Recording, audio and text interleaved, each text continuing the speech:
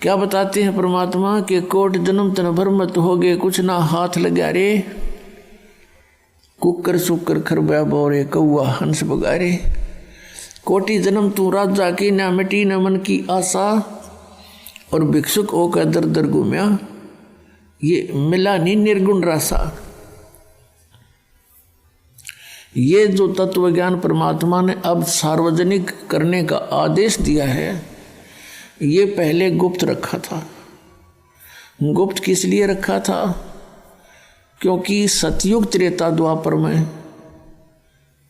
और कलयुग के फर्स्ट में ये प्राणी इतना दुखी नहीं होता जितना कलयुग के बीच में और लास्ट में होगा। उसमें क्यों होगा और पहले क्यों नहीं होता दुखी? क्योंकि सतयुग के अंदर उन पुण्यात्माओं को जन्म दिया जाता है जो पूर्व जन्म के बहुत ही अच्छे पुण्यकर्मी होते हैं। फिर उनको बार बार जन्म मिलते आता है। जो ज़्यादा कर्म खराब कर जाता है उस दौरान तो वो 84 लाख योनियों में चला जाता है। और उन दिनों में, उन युगों में ये प्राणी साधना अवश्य करता है, क्योंकि अच्छी आत्माएं कभी भी भगवान की भक्ति बिना किसी भी युग में वो रह नहीं सकते। और पुण्यात्माओं जैसे ये कलयुग चल रहा है, इस कलयुग की ये बिचली पीढ़ी आ गई।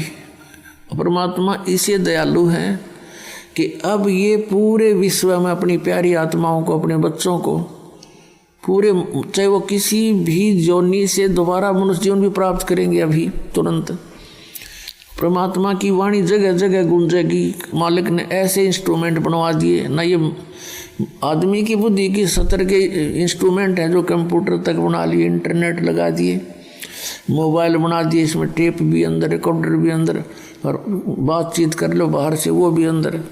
ये मनुष्य यही था सतयुग से लेकर आज तक, और इस पर ढंग से पेचकस नहीं बनाया था, ना कोई ऐसा कोई साधन था कृषि का। तो अब ये इसलिए बनवाए हैं परमात्मा ने कि इसके माध्यम से मेरे बच्चों तक, चाहे वो किसी योनि में, कुत्ते गधे सूअर या अन्य किसी योनि में है, जैसे कुम्हार ने नाम ले लिया, मोबाइल साथ रखेगा, गधे साथ होंगे, उन गधों पर भी वाणी का असर होगा। मालिक की इतनी सौसिद्ध वाणी है ये परमात्मा की। किसान हल जोतता है और बैलों के साथ घूम रहा है, जेब में मोबाइल है, परमात्मा की वाणी सुन रहा है, क्योंकि सुने बिना आत्मा रह ही नहीं सकती।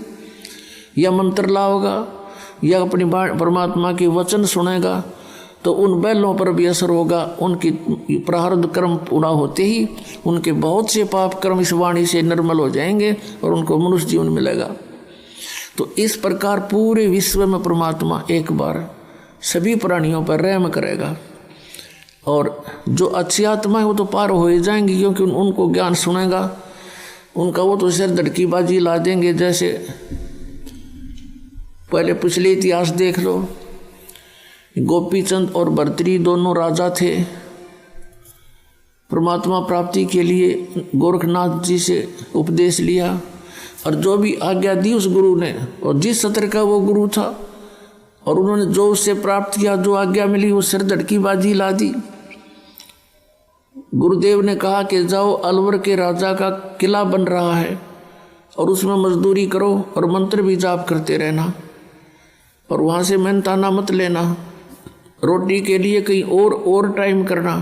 अब जो आज्ञा गुरुदेव, उन्होंने जिसने भगवान पाना, फिर बकवादों की कहाँ कसर रहेगी, उस आवश्यकता रहेगी, अगर मगर कहाँ रह गया फिर उसके मन में।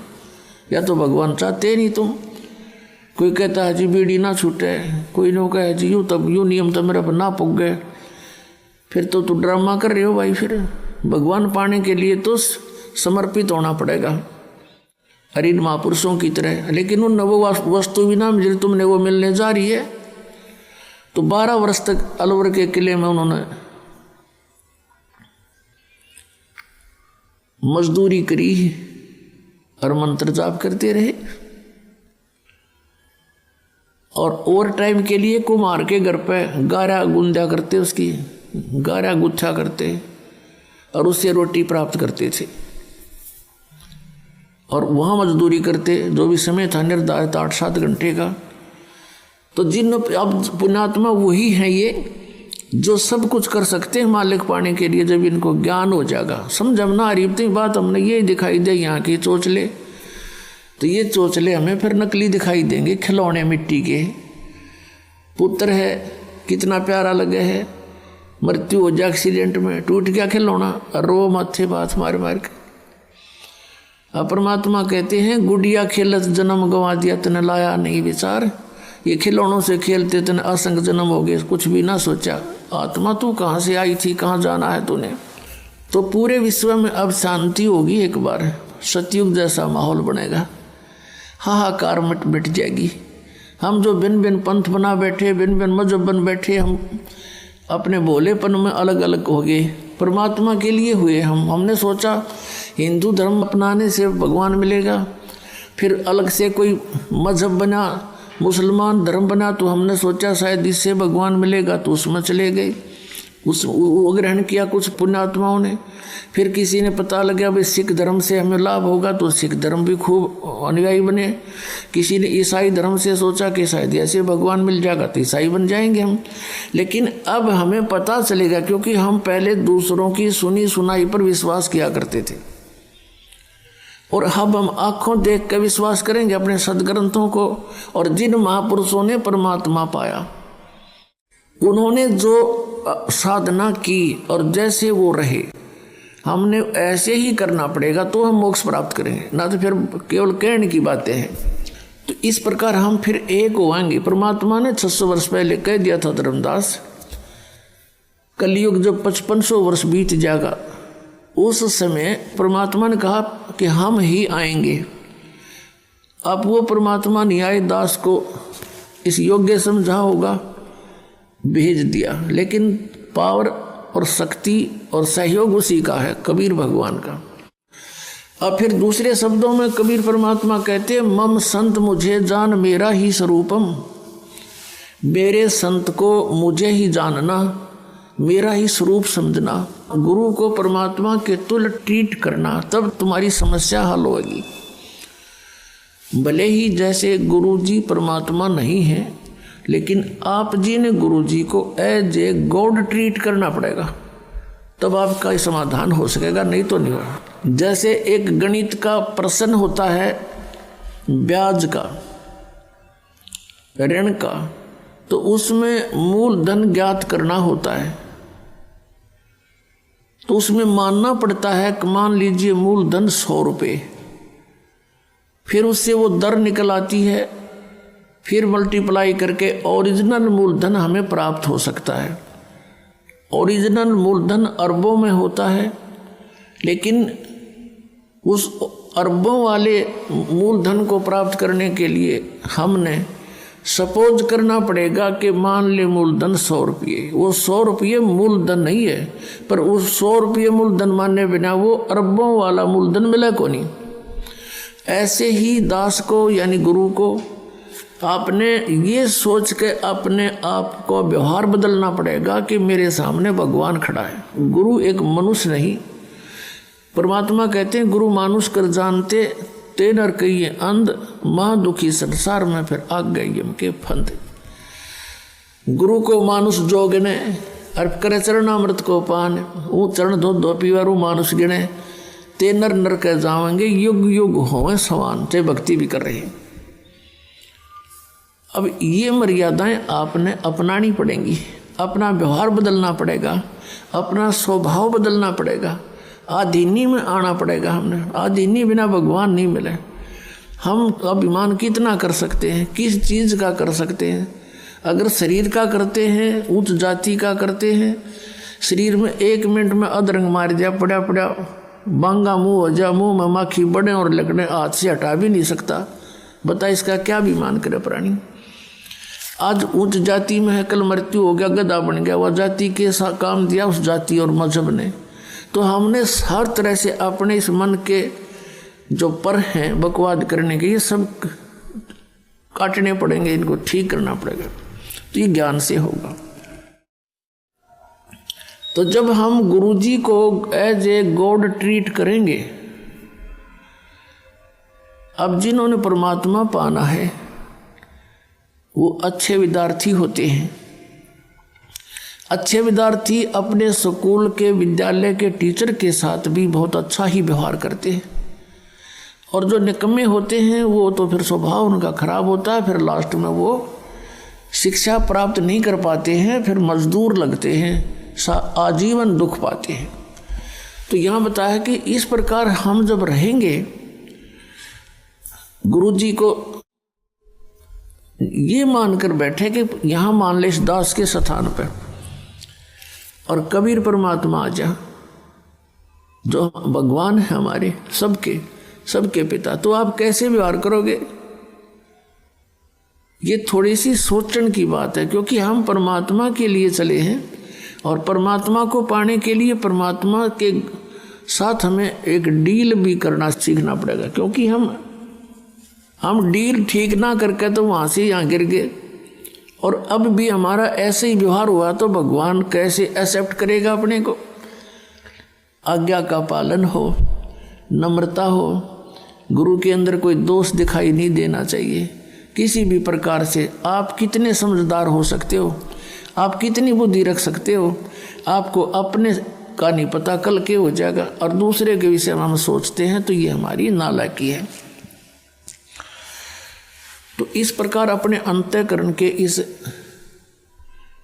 जो विचार हैं इनको भी हमने शुद्ध करना। ये शुद्ध कैसे होंगे? जब तक आप गुरु जी को परमात्मा के तुल्य नहीं देखोगे तो सफल नहीं हो पाओगे। तो ये नियम है कुछ।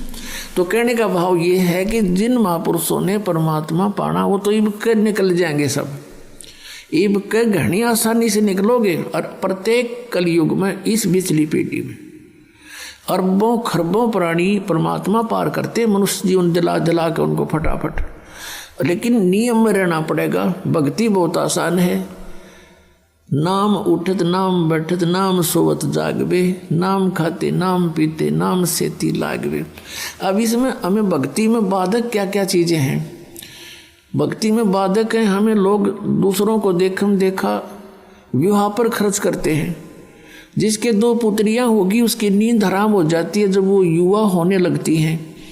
इनके विवाह के लिए इसमें कुछ एक तो ऐसे लोग हैं कि कई लाख रुपए विवाह में खर्च कर देते हैं, तो वो टेंशन उनको भक्ति नहीं करने देती। फिर कोठी बनाने की होड़, लंबी कार लेने की होड़।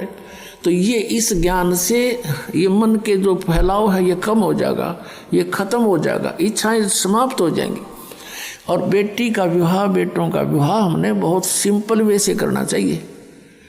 पुण्यात्माओं, यदि आपने इस मार्ग पर सफल होना है, दास के एक एक वचन पर लक्ष्मण रेखा समझ के आपने कार्य करना पड़ेगा।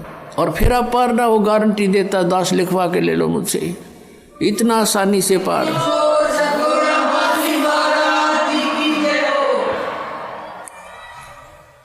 इन कार कोठियान के सिर में मारेगा, सारी उम्र खोदी इन कोठी बनाने में, कार खरीदन में, और कल मृत्यु हो जा। गधा बना फिर कुत्ता बन के अंडे सैर से पट्टे करता। तो ये हमने ज्ञान नहीं था, हम देखा लाग गए। अब बच्चा जो है बचपन से कोई बुराई नहीं करता। 90% बुराई या जो भी क्रियाएं हैं समाज से सीखता है। अब देखा कोई बालक ऐसे सिगरेट पी रहा लंबी लंबी करके, तो दूसरा भी शुरू करे, जबकि उसको एक्सेप्ट नहीं करता शरीर उसका। पहली बार पीवन आँखों में पानी आवे है, फिर लेकिन देखा फिर चाहे कुछ भी हो करना ही है, और दिखाना मैं भी पीता हूँ। तो ये बकवादें छूट जाएंगी। हम सबसे पहले सब बुराई हटानी पड़ेंगी, फिर वो टेंशन खत्म हो जाएगी। जैसे मजदूर है बेचारा, अब वो काम कर रहा है, अब उसको टेंशन है कि 2 बेटियां ब्यानी हैं, कैसे करूँगा, उससे ये लाना है, उससे ये लाना है, ऐसे करूँगा, कहाँ से पैसे लूँ।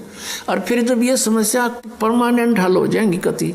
और वैसे नहीं, ये ज्ञान होगा। जैसे आप किसी से दहेज लेते हो, तो वो दहेज कोई वैसे थोड़ा ही है, उसका पैसा आपके ऊपर ऋण हो गया। अगले जन्म में मनमाना उसका गधा बनकर देना पड़ेगा आपने।